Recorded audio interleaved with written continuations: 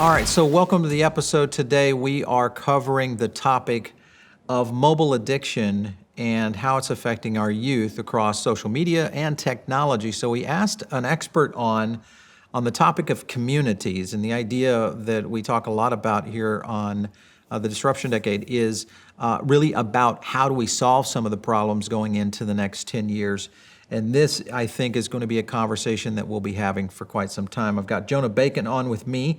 Jonah is the CEO of Bacon Consulting, the leading expert on building internal and external communities and ecosystems for organizations including Deutsche Bank. You've got Intel, Santander, GitLab, SAP, HackerOne, Sony. This looks like a rock star list here. So if you've been helping these companies out, this is going to be child's play for you, literally. I'd like to think so, but let's see how we get on, Paul. All right. Jonah, let's get into a little bit about your background. How did you get into consulting firms on building communities? What was the concept for you? Yeah, so it actually started back when I was about 18, 19 years old, and I discovered an area of technology called open source, which is where people get together all over the world to build technology.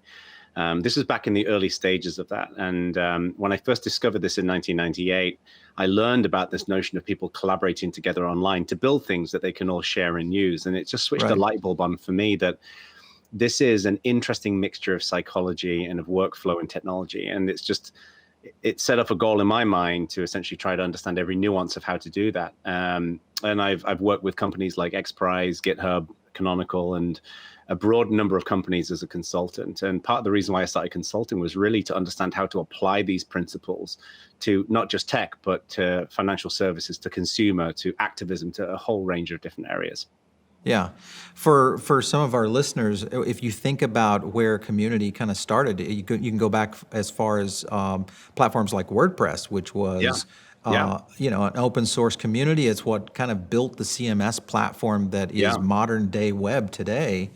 All built on a community driven development group. So I could see where this definitely would charge you up in understanding how to work with a lot of new companies, because this is kind of one of those things that's happening, especially with social media. Though, it's kind of funny, when you look at social media, it's always been looked at as something that draws communities together. And of course, now we're seeing that it's starting to become almost a divisive thing. I want to kind of just jump right into it. Do you think there is a way for social to kind of hold true on its original promise toward building these great, strong communities? Do you think there is a way for that to happen in the future? I think so. Yeah. I mean, if you look at technology and just products in general as they've evolved over the years, we are somewhat creatures of habit, and it's how we use them and how those products are designed and how they become elements of our social lives determine significantly the behavior that we tend to see out of them. So one of the reasons why I think we've been struggling a little bit with social media in recent years is because rarely in history before has the general public had a megaphone that they can use. And this is a megaphone that's always available. It's always in your pocket. It's always on your computer. And there is a dopamine hit when you post something and with that megaphone, and it gets a reaction. So unsurprisingly, people want the dopamine hit.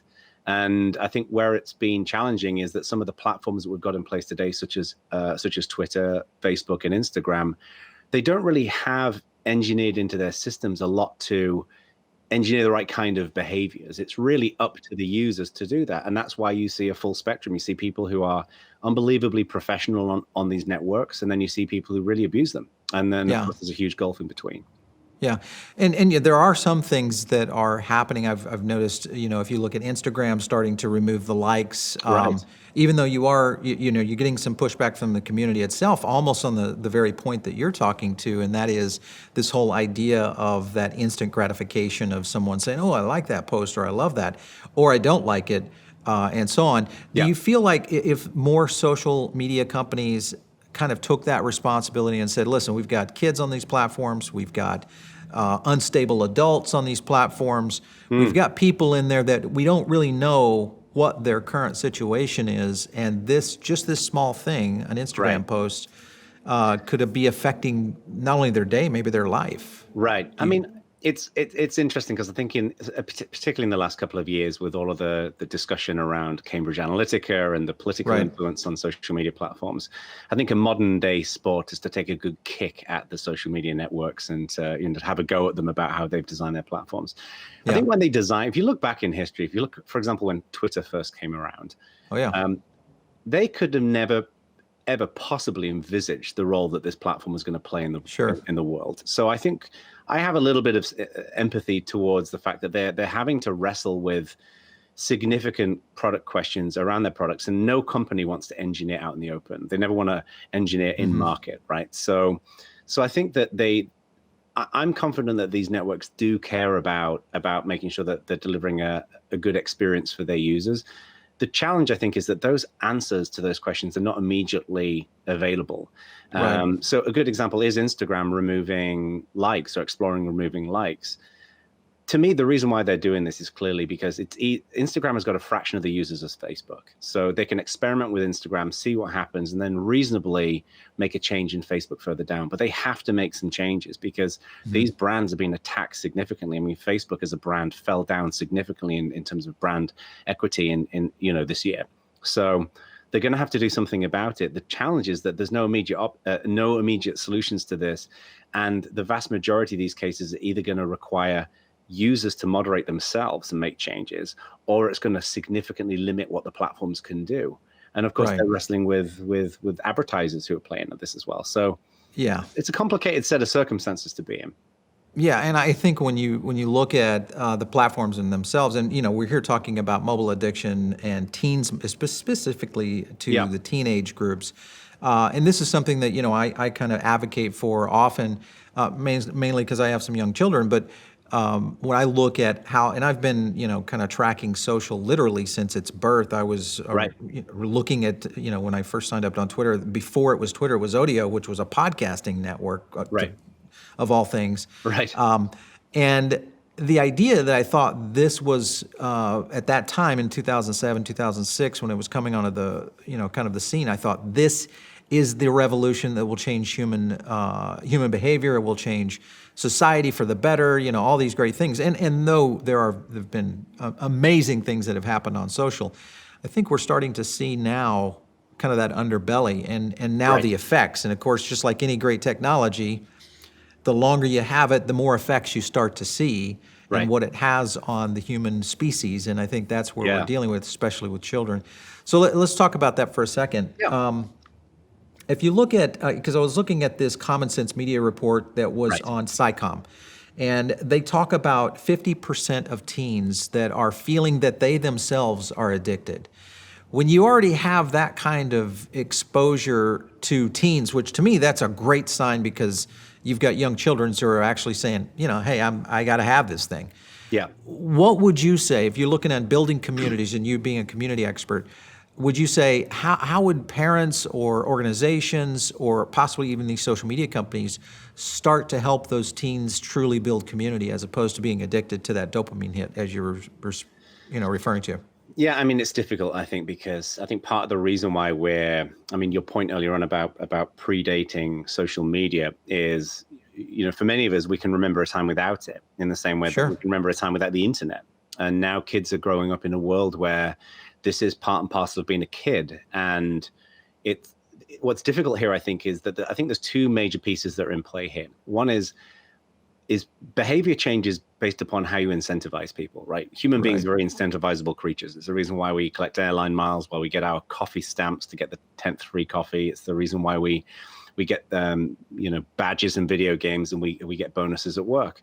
So the way in which you incentivize people is one key element of this. And I think that's where the experiment with Instagram, for example, is interesting because the likes is very much a key element of incentivization, is that when you get a lot of likes, then it makes people feel good. And that's another reason to do it. But there's not just that. It's the exposure of the content that you put out there is another example of that. But then the Right. other element to this, I think, is the role that that particular thing plays in the social grouping, and that's where communities are interesting. Yeah. We've seen this generationally, where a lot of older people tend to use Twitter, a lot of younger people tend to use Instagram, and or Snapchat, for example, because it's what's normal in those social groupings. So to me, to make a change here, the first thing we need to do is pick the right kinds of incentives. We need to look at what is the behavior that we want to see. So I think most people are quite happy with their kids going on social media, sharing their lives, sharing what's going on, with reasonable bounds around privacy, and making sure that the conversation, the discussion that occurs there is healthy and it's secure.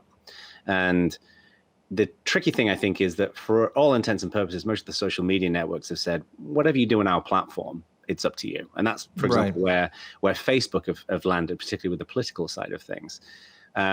Twitter are taking a very different approach to that, with the political side. They're banning political ads. So it's not inconceivable that they could then start removing unhealthy conversations and discussion on Twitter as well. So I think what we don't have right now is a clear definition of what is the right set of incentives, what are the right set of social scenarios that we need to engineer into these kinds of platforms. And to be honest with you, I think all of these companies, in combination with government and with education, needs to evaluate and research those areas before, frankly, you're going to get some harebrained platform additions that kind of go in there. Because I think one of the things that the social media networks know is it's really hard to make a social network work, right? Google Plus tried it, Orkut tried it, MySpace are no longer around, Friends is no longer around. This is a difficult space to succeed, and they don't want to lose that. So they need to be able to get the right balance while maintaining the market share and it being a cool, interesting thing that people want to use. Yeah. I'm kind of curious when you look at, because you mentioned, predating social media and these problems existed, in colleges, high schools, junior highs, et cetera, prior to social media. The difference was, I feel like you kind of knew who that bully was, or you kind of knew what that clique was in those organizations, even in work, because they didn't hide behind something. So I'm kind of curious if your thoughts on this. If Twitter were to be maybe the first authentic social media platform to say everybody has to be verified, meaning you have to use your real name, your real face, maybe it's like a real ID thing that the government's doing now for next year, to where it says, hey, that's me. And which, like, my Twitter account is my name, and I put my face on there, and I behave appropriately as if I were talking to someone in real life, rather than trying to hide behind an egg that I just start picking on some kid that who knows what's going to happen. I was going to say, I think it gets tricky there, though, because I'm the same way. Like, what you see with my social accounts is me, and I try to take a pretty professional way to operating. But of course, then you get difficult situations where you've got people who they can't be themselves because, for example, their government could come again. Journalist, or international, absolutely. So, but verification, I think, is an interesting angle to take it. But then, of course, the devil's in the detail around how exactly you do it. How do you do it? Well, they do it now. I mean, they verify a lot of American journalists. You get the blue check mark. Twitter's one of the few that actually, you kind of know who you're dealing with. I mean, even our own network is a verified news outlet. So I think there is the ability now. Now, can you do it with 200 million, users of a platform like Twitter? Of those 200 plus million, how many are really, people and not bots? And again, this would start, if they're making the initiative of going in and banning political ads, that's a big deal. That's a huge deal. I think the tricky thing is, the tricky thing is, though, is that even with the verification, for example, on Twitter, I don't think it's significantly changed behavior. I think what it's done is it's given us a sense of, is the person you're reading, is it really that individual? What's interesting to me is to use a comparison is if you look at what happens with Uber.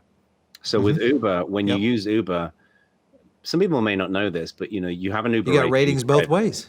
Ratings both ways. And for the drivers, if they drop it below something like a 4.3, they're kicked out. Wow. And I don't know what it is for the users of Uber, but I think part of the challenge here is we operate in a world where everybody thinks they have unfettered access to these services. And I think some of these services need to say, we're not going to allow you to have access unless you meet a base level of courtesy and respect towards your fellow human beings. If you throw up repeatedly in the back of someone's Uber, you should probably not be able to take Uber. Yeah, So absolutely. we don't really have a similar kind of thing in place in social media networks. And I actually think that would help quite a lot. Like when you look at people who've been kicked off these platforms, Hmm. it's inevitably sparks a debate about why were they Free kicked off, speech, and free yeah, speech, and yeah, is there all of any these issues. Yeah, left-right bias in these platforms? But that it's all operating on a presumption that they should have unfettered access. I think what they really want is they want equal opportunity for using the platform. And to me, so long as right. that's again fair and dignified, that doesn't necessarily mean you have to agree with everybody. And sometimes Sure. you can say things that are disagreeable, but they have to be respectful. That's not engineered into the platforms today. So when we look at a 16-year-old, a 15-year-old child, Right. which is what they are, they're not fully developed yet. I mean, even their brain system isn't completely in place yet as an Yeah. adult. They're being exposed to, in essence, the porn of technology, which is available in massive Right. quantities. There's this massive amount of almost fear of missing out that's occurring. I'm kind of curious, what if we were to be in a position of just putting an age limit on social media, just like we do any other thing? Yeah, and I actually think it's interesting because I think age limits can have an interesting effect. So, for example, there are various video games that have Sure. age Yeah. limits, or they are, for example, games that are designed for young people, and they're very tightly moderated. And in many cases, you still, I'm not going to say who it is, but there is a game that I'm familiar with in the sense of I had a very lightweight consulting arrangement with this company. Okay. And they had like a very young audience of players. And there was still an excessive amount of bullying that happened in Wow. that platform, unsurprisingly. Okay. And I think part of the reason with that was because, again, there weren't necessarily the right kind of incentives, or there weren't the right kind of measures in place to deal with those kinds of incidences. So, for example, a tiny example, one of the things that Reddit has got in place is if they're a link sharing site and discussion site, so they want to avoid people spamming the service. So, for example, if you post a link on Reddit and then you go and post the same link somewhere else, it'll make you wait for 3 minutes. It's a cooling Ah, off period. And all it right. works, That's nice. and Yeah. it works remarkably well because it cuts down spamming enormously, because people aren't going to sit there and wait for 3 minutes. They'll go and do something else and then Exactly. they'll get Yeah. distracted. So those kinds of things are very helpful. I do think there is value in being able to say, okay, for particular age groups, for example, very young children, I think shouldn't necessarily be on the same platform as older people. Right. Yeah. I think part of this, honestly, is particularly when it comes to kids, is a friend of mine described it this way: is the role of a school or of a parent is to dig the ditch, is to provide a good foundation of respect and behavior and all the rest of it. Right. Well, let's say a school digs the ditch, but then the parents are responsible for keeping the muck out. Like, you've got to maintain that ditch. And I think in many ways we need to make sure that parents and schools and other educators are saying, look, there is a lot of technology here, and you can't possibly close it off completely fully to the worst forces of society. So therefore, it's implicit on us making sure that young people, for example, know how to use these responsibly. Now, there's obvious elements there, like, making sure that we're keeping, obviously, sex offenders and people like that away from young people. Sure. But I think things like narcissism or social validation are much more difficult to teach. And I don't know how much they teach this in schools. Right. So to me, there's only so much you can do with technology. And I think we should have that kind of conversation. But there has got to be, in my mind, there's just a parenting and an education piece of this too. Well, I think it's podcasts and videos like this that parents are going to be finding on YouTube and going, wait a minute, this is a problem that maybe is more rampant than we've thought. Right. Because even we study this constantly, and I'm just in shock and fear of my young children moving into a state in which they would be exposed to something like that. Hopefully, we're in a very barbaric state of social media right now that eventually would just mature out of it, Right. and come up with the right kind of solutions that can obviously get us back on the track that I think social media was originally on, which is kind of bring out the voices, let them kind of lie where they may, and hopefully all good will come from it. But obviously, what we've seen is a tremendous amount of bad. Not that it's always been bad. It's there's that nugget of greatness that social has from time to time that I think, even if you look back at, the Obama years when he became president, that was one of probably the best uses of social media, of the democratic system, and how it was being implemented for the first time really in a presidency. Right. And then obviously we've seen the counter side to that from some people's Yeah. opinions of where we are today, and now it's starting to seep into all of these other elements, which I think has exposed, Yeah. unfortunately, the interesting underbelly of social media. Yeah, and it's tricky, I think, because the pendulum, I think when you look at these big changes in society, the pendulum always swings too far in one direction, right? So I Sure. think what we're experiencing right now is social media came out, started, everybody had a megaphone, everybody had an opportunity to share. And that's Right. incredibly liberating and fulfilling, for many people.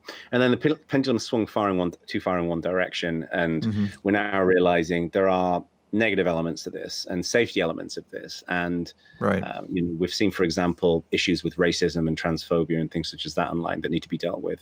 So now I think we're going to be having a conversation about how to swing the pendulum back. And of course, there's always going to be proponents at either side of the debate where you shouldn't make any changes to social media or you should ban it. Mm-hmm. And I think I'm confident that we'll ultimately find the right balance. I believe that societies have been through worse than this, and we've figured it. Yeah. Well, that's a very good point. I'm kind of on the other side of it. I look at it at this being, if we don't get a handle on this soon, because what we are seeing in our society is really kind of what I feel is the worst of what is to come, or maybe the yet to come in the next decade, if we don't get a real good, solid Right. hold on this. And whether we look to government or we look to just these billionaires in Silicon Valley to step up to the plate and say, okay, listen, we're going to re-engineer these companies and these technologies in a way, now that we've had this massive case study out there for the last 10 years. We know what works and what doesn't. Right. And we know what kind of abuse is out there and can really hit it. Because my fear, of course, is to continue to see these stats of teen addiction, teen suicide, and things of that Yes. nature Yeah. starting to climb, and that we're not taking some sort of effort to try to really go out and Right. make some real changes. Yeah. So hopefully those are going to be the cases. When, as a community expert, when you go into a situation just like this, where you've got abuse occurring in a large organization for whatever, it doesn't have to be bullying, it could be abusive policies or systems or whatever, and you have to bring that community back together, because you got the haters on one side, they're saying, hey, this guy's, he's not doing his job, this guy's not doing that. There's a bunch of finger pointing, right? Just like social Right. media. Exactly. So Yeah. you as the moderator in a scenario like that, what are some of the things you do in a corporation to kind of solve that issue? So I think the first thing is it's really important to have a very clear stipulation of what good conduct and good engagement looks like. And we've seen this in recent years. We've seen a real growth of, for example, codes of conduct being in place at events, in communities, on platforms. And I think this is a really good trend for us to see, because one of the things I've learned over the course of my career is lots of people assume they're thinking the same thing, whether it's solving the same Right. problem or focusing on the same opportunity. And in many cases, we have very subtly different ideas around that. And I think, especially now we've got a global audience with people from different backgrounds, different ages, different levels of expertise, different abilities in terms of communicating, things like that. So code of conduct is a good way of saying this is a very clear definition about what we consider good conduct to be, but that's not enough. To me, that's a statement.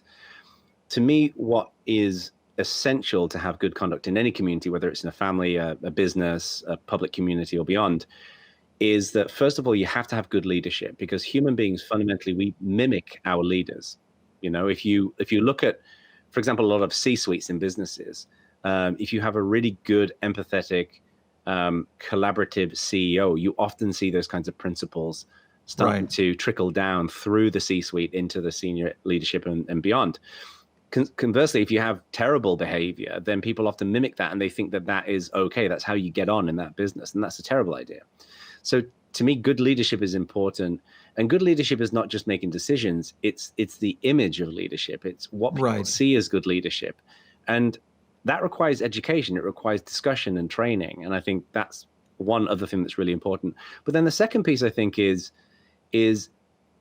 I think twofold. One is providing an environment where reasonable people can have reasonable discussions and disagreements in a reasonable way, but where the minute people start becoming offensive or rude or belittling towards other people or racist or sexist, all of those different pieces, you have to be able to deal with it, and you have to deal with it firmly. And I think it's reasonable to expect people to have a warning, and I think it's reasonable to guide people when they make mistakes, because not everyone's perfect. Some people are going to slip up and say something that they didn't mean to say. But people need to accept that when you identify those kinds of issues, they need to be dealt with. And this is a challenge in large communities, because there's only so many people who can do the moderation. So therefore, you need to scale it upwards. You need more moderators to deal with more community members. But from my experience, relatively limited numbers of community members tend to behave like that. That's one of the reasons why I'm definitely more as a glasses half full kind of guy. And from what I've seen, there's always going to be disruptive people and bad people, but they're always, in my mind, in the minority. I think what we're seeing today is an amplification of that kind of behavior. And sometimes people who are like that like to be amplified. So you need a combination of those different pieces, I think, to deal with it. And I think when you take a very open, transparent, down-to-earth focused approach, you can reverse course on these kinds of things. Yeah.